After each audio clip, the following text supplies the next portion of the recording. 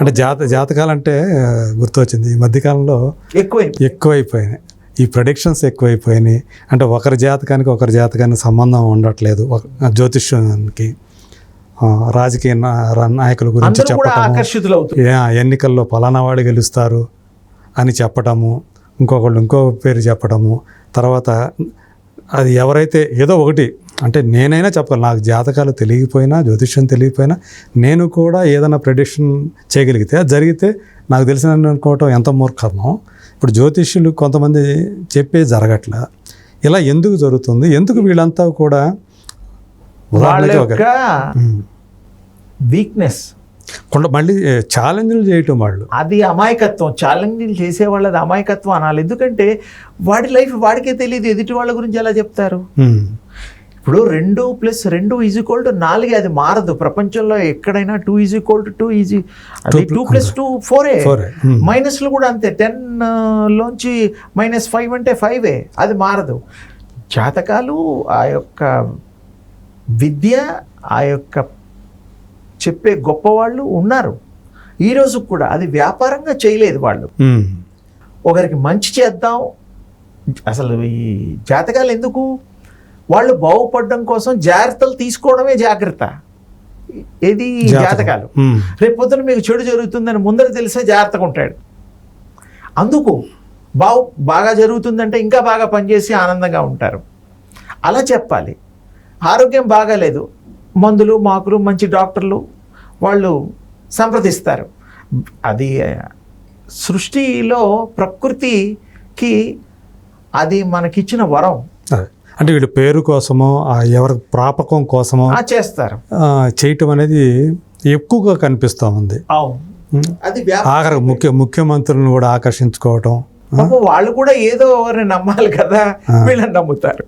పలానా యాగం చేస్తే మీకు యాగం చేస్తే మంచిదే, అన్నీ మంచిదే, కానీ ఒక్కడికి కాదు, అది సమిష్టి లాభం, శ్రేయస్సు మొత్తం ప్రపంచంలో అందరికీ బాగుండడం కోసం చేసే యాగాలు. ఏ ఒక్కరి కోసం చేసేది ఇప్పుడు కాదు, ఒకప్పుడు ఉండేవి. పిల్లలు లేనప్పుడు యాగాలు క్రతువులు చేసేవాళ్ళు మహారాజులు. ఆ టైంలో ఋషులు కూడా చేసేవారు. ఇప్పుడు ఏంటంటే నా పోస్ట్ ఉండడం కోసం, ఇంకోరు వాడి కంటే నా వ్యాపారం గొప్పగా రావడం కోసం యంత్రాలు అవి ఇవి ఏవో పెడుతూ ఉంటారు. అవి ఉన్నాయి, లేవని చెప్పడం లేదు. అది చెప్పే వాళ్ళ మీద ఆధారపడి ఉంటుంది. వాళ్ళు ఎదుటి వాళ్ళ మంచి కోరి చెబితే సంతోషం. ఇప్పుడు వాళ్ళు వ్యాపార దృష్టిలో చూస్తే మాత్రం కొంచెం బాధాకరమైన విషయం.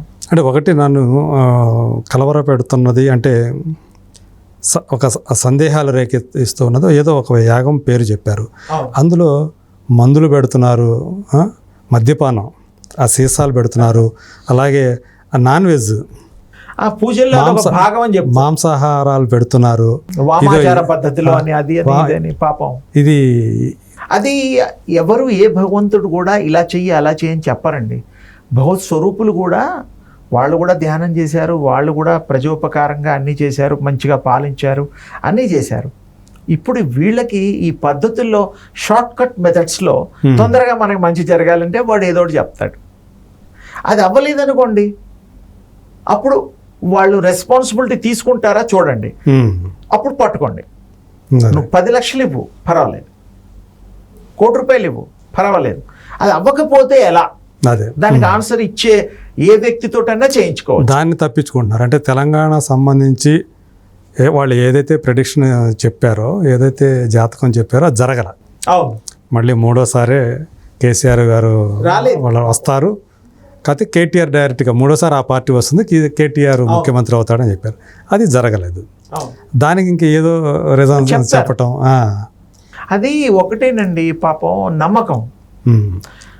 వస్తారో రాదో చెప్పే మహానుభావులు, వాక్శుద్ధి కలిగిన వాళ్ళు మన దేశంలో ఉన్నారు.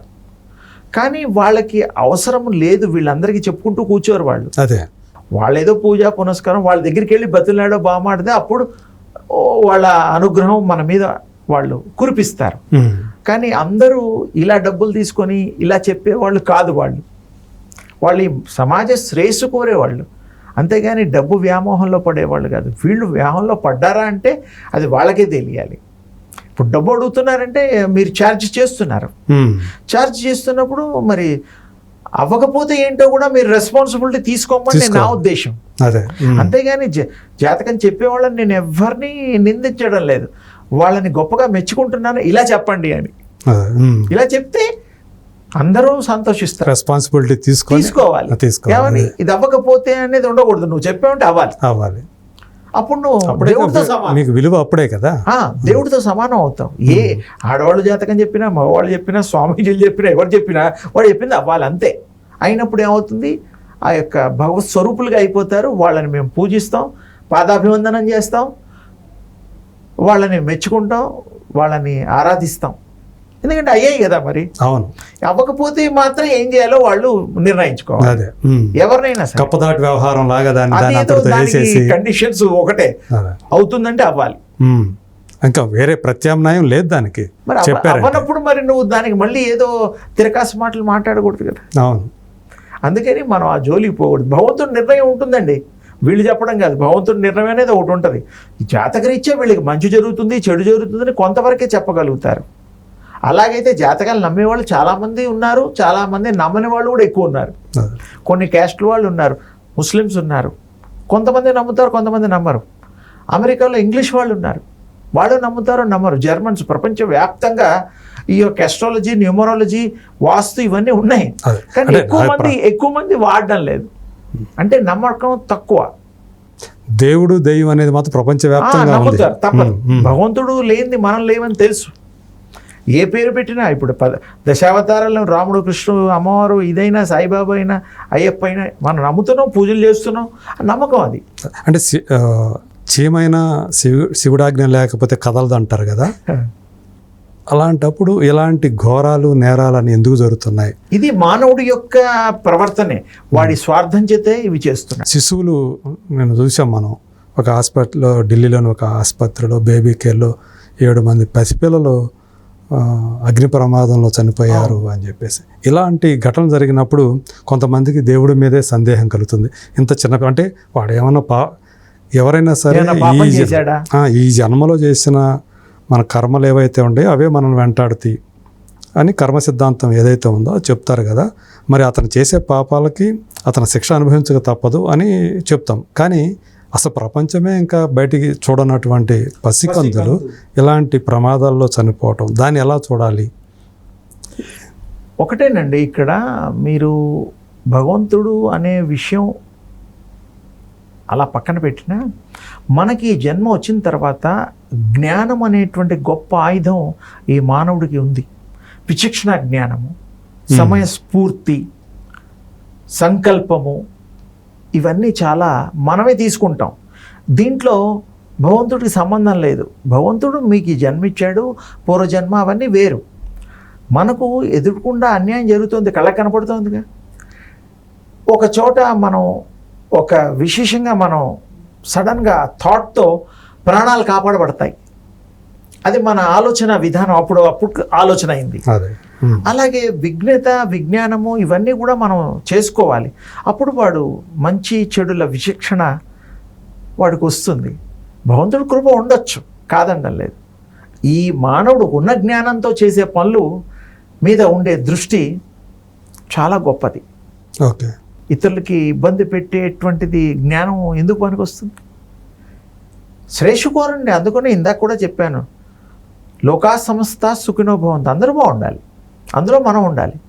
ఏ దేవుడి పేరు చెప్పినా, ఏ విషయాలు మాట్లాడినా మనం చివరిగా అన్యాయం జరగకూడదు, ఎవరు ఇబ్బంది పడకూడదు, అందరూ ఆనందంగా ఉందాం అనేటువంటి ఒక నిర్ణయం అందరూ తీసుకున్న నాడు, అందరూ మంచి కోరే నిర్ణయం తీసుకున్న నాడు ఈ ప్రపంచం మహా ఆనంద సాగరంలో తేలి ఆడుతుంది, అందులో సందేహం లేదు. కానీ మనం జ్ఞానాన్ని మనం ఎప్పుడు, అది చాలా గొప్పది, భగవంతుడు ఇచ్చినటువంటి గిఫ్ట్, అది మనం ఉపయోగించడం లేదు. ఎంతసేపు వాడిని అడిగి వీడిని అడిగి జాతకాలు నమ్ముకొని మన శ్రమని మనం నమ్ముకుందాం. మరి కృషితో నాస్తి దుర్భిక్షం, అంతే. మరి ఉచితంగా వచ్చే వాటిని ఏం చేద్దాం? ఉచితంగా అంటే ఇప్పుడు దానాలు ధర్మాలు చేస్తారండి పాలకులే, ఉచితంగా అంటే వాళ్ళ స్వార్థం ఉంది అందులో. ఒక పని పాటలు చేసుకోలేని పరిస్థితుల్లో పెంచుతున్నారు ఉన్న వాళ్ళకి ఇవ్వటం ఓకే, కానీ అలా కాకపోయినా కూడా అనేక మందికి ఉచితంగా ఇస్తున్నారు, ఏదో ఒక వంకతోటి, ఏదో ఒక వంక. అంటే ఏం లేదండి, మా పార్టీ వాళ్ళు మీకు ఇవి ఇచ్చారు, మేము మీకు మంచి చేసాం, అందుకని ఓట్లు. అది రాజకీయం. ఒక మనిషి ఇప్పుడు మీకు ఏదన్నా ఇస్తేనే వాడు మీ మాట వింటాడు, ఊరికే విండు కదా. అంటే ఇలాంటి సేవ లేదు ఇక్కడ. అవును, సేవాభావం పక్కన పెట్టండి, ఎదుటివాడు స్వార్థభావం అంత, స్వార్థభావంతో మనం దానివల్ల మనం లబ్ధి పొందాలి, అంతే. ఓట్లు సంపాదించాలి. ఓట్లు కానీ ఇంకేదైనా కానీ వాళ్ళకి ఇది గ్రహించాల్సింది మన వివేకంతో మనం కదా, మానవులు మనం గ్రహించాలి. ఎందుకు తీసుకోవాలి ఉచితంగా అనేది మనకి వీడు ఉండాలి. గ్రహించాలి. గ్రహించిన నాడు తప్పకుండా మరి వాడు సరైన నిర్ణయం తీసుకుంటాడు, సరైన ఓటు యొక్క విలువ అర్థం అవుతుంది. నిజానికి ఉచితంగా ఇచ్చేది ఏదైతే ఉందో అవి కూడా అప్పులు చేసే వాళ్ళ జేబులోంచి తీసివ్వరు, అవును, అది కూడా జనం మీద పడేది. ఆ భారం అంతా కూడా అల్టిమేట్గా ప్రజల మీద పడే భారం అదంతా కూడా ఏదో ఒక రూపంలో, పన్నుల రూపంలో, ఇంకొక ఏదైనా కూడా రూపంలో మనకే అది తిరిగి అవును మనం చెల్లించాల్సి వస్తుంది. మనం కానీ మన సోదరులు కానీ ఎవరో ఒకరు, మొత్తానికి మానవులే ట్యాక్స్ రూపంలోనో ఇంకో రూపంలో మనం చెల్లించాల్సి వస్తుంది, తప్పదు. మీరు కూడా అలా జాతకాలు చెప్తారా? నేను జాతకాలు, వాస్తు ఇవన్నిట్లో అనుభవాలు ఉన్నాయి. ఓకే. కానీ అది వృత్తిగా నేను పెట్టుకోలేదు. ఒక ఏదన్నా విషయం వచ్చినప్పుడు, చర్చ వచ్చినప్పుడు ఇలా కాదు ఇలా చేసుకోండి అని చెప్తాను. అలానే కానీ ఇల్లు కూల్చేయడాలు,